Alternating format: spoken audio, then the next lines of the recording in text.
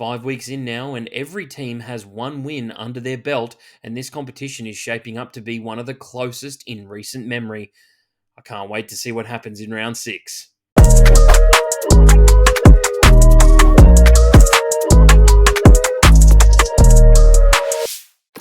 What's going on, guys? It's Bergs back again for another week of tips and predictions on the casual athlete. And this week it is round 6. And I can't believe the 5 weeks of football that we have had. We have seen upsets galore, and there are definitely some upsets that I will be targeting this week. But before we get into that, guys, just a reminder to like and subscribe to the channel. We bring out so much content each and every week, whether it be fantasy or tipping or some general NRL content. Leave a comment down below to show us what kind of content that you would like to see in the future. But guys, let's take a quick look back at my tips last week. And I didn't get off to the greatest start, let's be honest. I'm only going to go through the games that I lost here. The Sharks, Friday night, probably lost out to a miracle down in Canberra. 2 minutes to go, they did lead this game, and they stopped playing the kind of football that got them to that lead. And I just think that the Raiders were the better team for most of that game. And lopsided penalty count aside, I do think that the Raiders rightfully won that game. And for the Sharks, they've only won 2 games out of their first 5 this year, and it's definitely not a place that they expected to be, but we'll get into their matchup this week in some time. For the Panthers, this is dire at this point in time. Losing to the Cowboys, I know the Cowboys are my team, and I should be more positive about them, but I just feel like the Panthers have really lost it. They've conceded 20 points in 5 straight games, and that defense that has gotten them to those premierships over the last 4 years is not there right now. They are wholly, to put it in George Weasley terms, they are wholly at this point in time. There's way too many gaps, and the errors are costing them a lot at this point in time.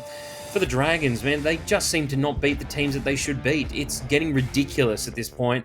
I'm fed up with it. Like last year, I dealt with it for the entire year, and I was like, you know what, I'm going to get on the Dragons this week, and they just let you down. They let you down constantly, and then they absolutely surprise you when you don't need them to.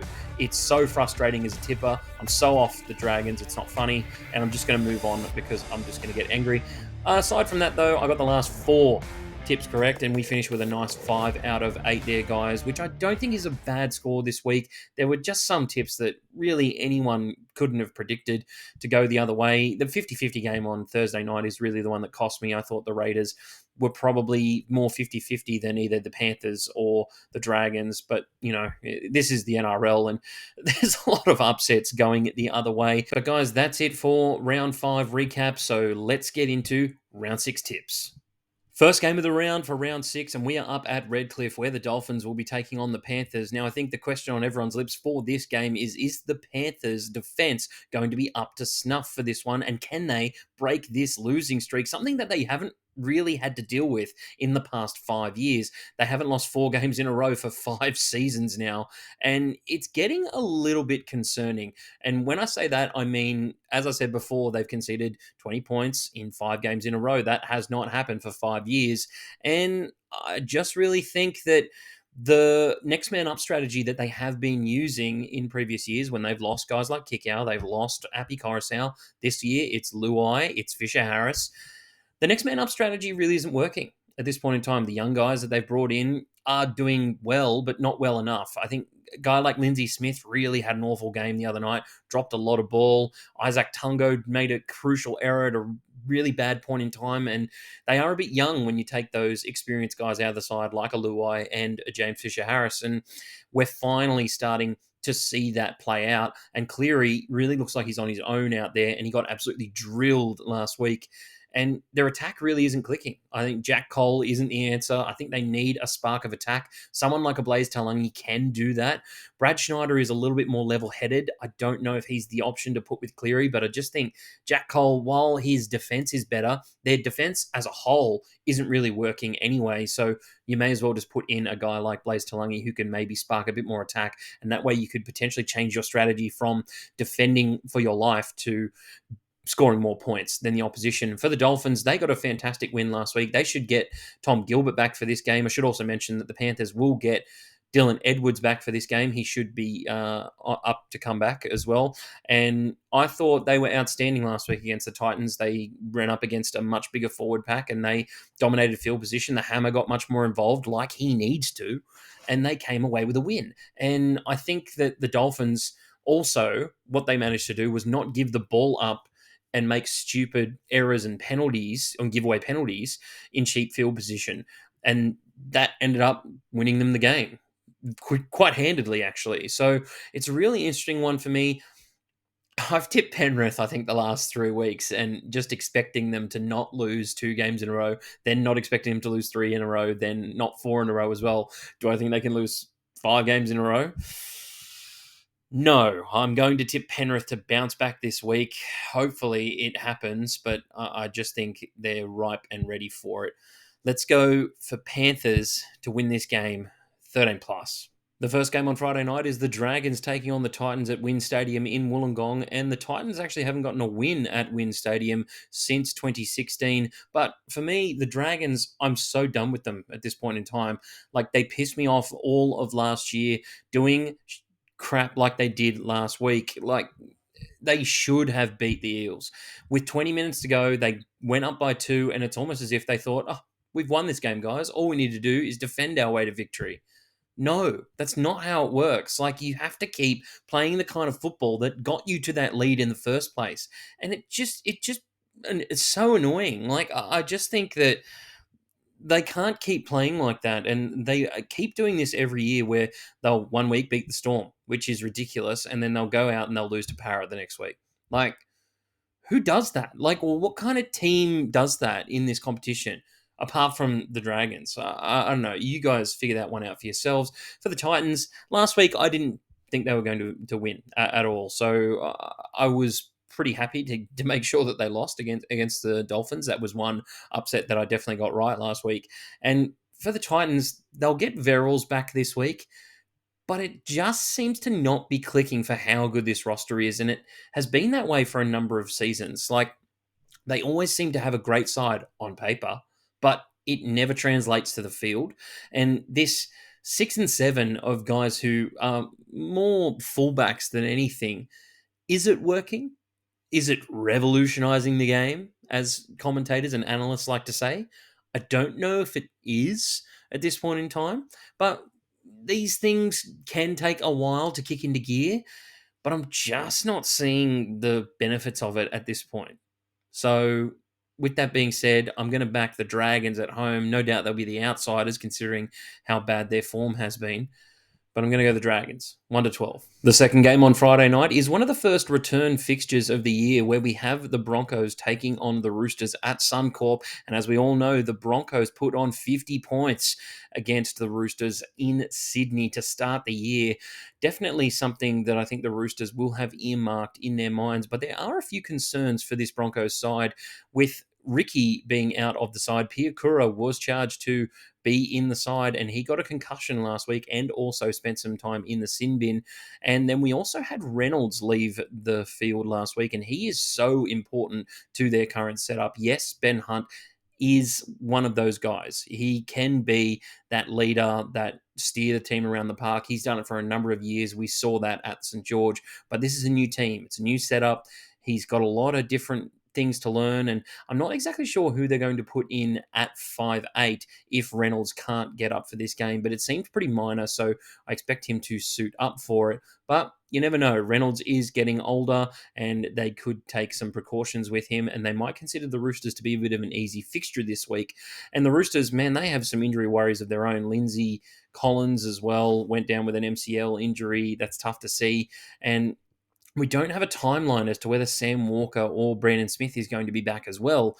Like, it's getting a little bit desperate for them. They've only got one win this year, and famously enough, it's against Penrith, the 4-time premiers. But man, they go up to Suncorp, and you just think they're making things hard for themselves by not icing games the way that they should. And the Broncos' defense, it isn't the best. So I do feel like the Roosters will be able to score a few points in this game, but it's about whether they can stop it too, because the Roosters' defense is dead set terrible at times. And I would say the Broncos' forward pack is a bit better. as well, with Payne Haas not having the game that he probably would have liked last week. Only played 51 minutes, so there could be a little bit more in the tank for him this week. And I just feel like this Roosters side, and they keep making errors as well. But I am going to tip them against the Broncos. Call me crazy. I feel like the Roosters get a win this week. And the Broncos, they've been flying high, yeah.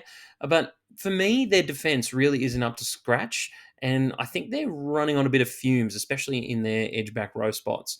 Let's go the Roosters to get a win. 1-12. The first game on Saturday takes us to Shark Park, where the Sharks will be taking on the Sea Eagles. Now, 5 out of the last 6 games between these two teams, at least one of them has put up 30 points, so I expect a pretty high-scoring affair, and it is a do-or-die clash for these two sides. Manly got absolutely hammered, embarrassed at home by the Storm. Storm coming off a loss, you've got to expect them to come out hard, and Manly just weren't prepared for it.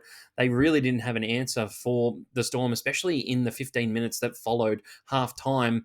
And the Sharks, super disappointing on Thursday night. They have all the tools to be one of the best teams in the competition. Both these teams do, but they just aren't showing it week in and week out. And I'm starting to look for other teams that I can potentially jump on the back of, like the Tigers. They're showing some real improvement. And the Dogs, man, the improvement that they've shown in just a short amount of time is incredible. And these two teams have been up the top, or considered near the top, for a number of years now. They're considered, perennial top 8 teams, but they just can't put it together ever. Like, the Sharks are really annoying me to the point that I suit up and I think, they are going to be a top 4 team or contend for a premiership each and every year. And they just never show the mental fortitude to be able to get that done. And the same could be said for Manly. You could see them being a top 4 team each and every year. And the caveat that comes with that is if Turbo's fit. Now, Turbo, once again, is going through an injury crisis, and you can just see on DCE's face that he's so checked out right now. He's already told them that he's not interested in playing for the club next year. And with Turbo out of the side, you can tell he misses one of his best mates, and it's not really working for them. And to tip this is just ridiculous. Like, you're asking me to cut off my right hand or my left hand. Like, it's just so hard. But I am going to go the Sharks this week. They are back at home. Manly have won the last 2 encounters between these two teams as well, so that does factor in. And Manly tend to be pretty decent off a loss. We saw what they did earlier in this season, but they aren't at home to back it up. Let's go the Sharks. 1-12. The second game of Super Saturday is over in Perth, where the South Sydney Rabbitohs will be taking on my North Queensland Cowboys. Now, the Cowboys got a great win last week over the Panthers and really just stamped authority on the game and took ownership of each of their roles. And I thought a guy like Purdue, for the 20-year-old that he is, to stand up on such a big stage against such a great team is great to see. You can just tell that he is going to be a star. I don't know whether his best position is centre still at this point in time, but we'll wait and see if he can develop those skills. It's always good to develop more utility in the team, and hopefully we can keep him for a long period of time. And on the Rabbitohs side of things, geez, they've been getting away with some victories this year. One game by 1 point, one game by 2 points. This game against the Roosters, I thought that Latrell stood up in the biggest way possible. To lose both your halves and still win the game, especially when you were down at some point or another, very hard to do. And Latrell kicked them out of trouble. He's got a massive boot, and he's got some great playmaking ability, and we saw that play out on Friday night. For this game, they're taking the hot weather team over to Perth. Not the smartest decision, although we haven't played them up in North Queensland for 4 years. I don't know what the go is with that, but Souths have not had to come to Queensland Country Bank Stadium since 2020, which is a little bit of a joke. Thanks for the scheduling there, NRL. But I'm going to back my boys to get a win this week. I didn't back them last week. I just feel like Souths are kind of clinging on at this point in time. They've got a lot of injuries around the club, and I just feel like with a ready, set Cowboys team to go against them in conditions that should favour the Cowboys, I'm going to back them. Let's go the Cowboys. 1-12. The last game on Saturday takes us to the top end where the Eels will be taking on the Canberra Raiders. Now, these two teams have played two previous games in Darwin, and the Parramatta Eels have won both of those games. So they have done what they need to do and been able to take the cold weather team in the Canberra Raiders to the hot, humid conditions of Darwin. And I'm seeing a little bit of what happened with the Canberra Raiders against the Cowboys, and that could potentially come in here. The Raiders definitely struggled in that game. They dropped the ball quite a lot. They didn't have the fitness. They didn't like the humidity. That game was very hard on the body, and I thought that the Raiders back at home, they looked way more comfortable. They stuck in the game for long periods, even though they were up against it with the penalty count and the ill discipline that Ricky keeps talking about. Definitely came to fruition, but it didn't deny them a victory last week. And Parramatta, they also stayed in the fight last week. I was very impressed with what I saw from them, especially in the last 20 minutes of the game. They didn't give up. They stuck in there for Jason Riles to get his first win, and Lomax iced it. I just don't see a lot of consistency out of Para. That's the thing. And I thought Iongi had his best game of the season, and Dylan Brown had his best game of the season, but it's about that repetition. It's about, can you keep going each and every week? Dylan Brown, a bit difficult for his mindset considering he won't be there next season. But the Eels have a very interesting opportunity here. They just kind of need to get through this next period until Moses gets back. And then they don't actually have to leave Sydney until round 20, which is huge for their scheduling. So can they beat the Raiders or get through this period with minimal damage? I don't know. I feel like the Raiders' forward pack is just bigger, stronger. They love to throw offloads. So do the Eels, but I just feel like the Raiders will ice more opportunities than this Eels team. Let's go the Raiders. 1-12. July 12th, 2015 is the last time that the Warriors beat the Storm, and they will get yet another opportunity to rewrite the script this week down at Amy Park. And if you all cast your minds back to this game at Amy Park last year, the Storm got away with a spectacular try from Xavier Coates, and they come into this game off the bye, and they should be well rested. They've really shown some great improvement in the last couple of weeks. They're definitely not one of those bottom four teams that are scrounging around at the bottom of the ladder trying to figure out a pathway for the future. And the Storm, yes, they had a fantastic win at Brookvale, but their defense is still a little bit on the not totally complete side. You know, I would say they're one of the best defensive sides in the competition, but they can tend to switch off at times. And when they're up a lot in games, you can definitely see their depth come to play. And that's always been a bit of an issue for the Storm, that they tend to top load their salary cap quite a lot. And some of the guys that they're paying lower down the pecking order aren't necessarily the greatest players, but they make them work for them to be able to have the spine that they do. I just feel like the Melbourne Storm's spine are going to be very clinical in this game. We saw what Jerome Hughes offers when he's back in the side. Munster definitely stood up last week, and Pappenhausen is ever-present danger when he's on the field. I want to see a bit more out of Harry Grant. I don't know if anyone else is experiencing this, but Harry Grant seems to not really make any of those robust runs that he used to. He's not putting his body on the line when it comes to breaking through tackles and trying to push for the extra yardage. He seems to be, I know he put on a great kick for Bronson Garlic last week, but he seems to be looking for the outlet pass, more deception, Appy Coruscant type stuff out of dummy half, not really making those charging runs that he used to back in his early days as a hooker. But I just think that the Storm will go on with this one. Unfortunately, it's going to be 17 in a row for them against the Warriors. I just feel like the Warriors, yes, they're a bit of a different team, and they did get very close to breaking the streak last year. I just don't think the Storm will let them off the hook lightly, but it will be close this game. Storm, 1-12.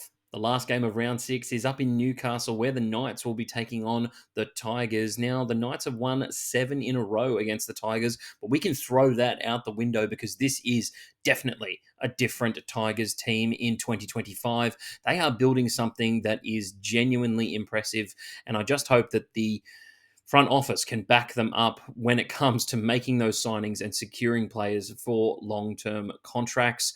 I just feel like last week yes, they had 46 points put on them, but prior to that, their defense was one of the best in the competition, and they also are willing to get down and dirty and play a bit of gritty style, something that we haven't seen as part of their makeup for the last couple of years. And Newcastle are a very similar team, which I find very interesting. They get very physical on the defensive side of the ball, and I just felt like the Dogs kept pushing them back and pummeling them into submission, and they finally cracked. The difference is in this game, do I think the Tigers are going to be able to mount that same kind of pressure that the Dogs put on last week? No, I don't. But the Tigers are a better attacking team than the Knights, and it comes down to one thing. Are they going to be able to contain Ponga? If not, then I would say that the Knights are probably going to win, but the Tigers get Luai back this week. He should be ready to go after he feels like he probably let the team down by having a week on the sideline suspended. But the Knights do get KPP, Kai Pierce-Paul, back this week, and that should definitely shore up their middle. And they had a couple of injuries last week, the Knights. And I can't really read into their performance too much because in the first 5 minutes of the game, they were down to 15 men. It's definitely something that you have to look into when considering who to tip for this game. But I'm going to go with the theme of the last couple of rounds. Upsets win out the day. And I'm going to back the Tigers to get a win at McDonald Jones Stadium and break the streak. That's right. I feel like the Tigers could get a win here and make it really close with the Knights. 1 to 12. So that's it for my tips and predictions this week, guys. Make sure to join us on Thursday where we give our updated last minute madness, where we go through our tips, our fantasy predictions, and everything else in between. If you haven't already, please make sure that you like and subscribe to the channel and join our tipping comp. It is not too late to join on TBC Live. The link is in the description below, and I will catch you on the next one.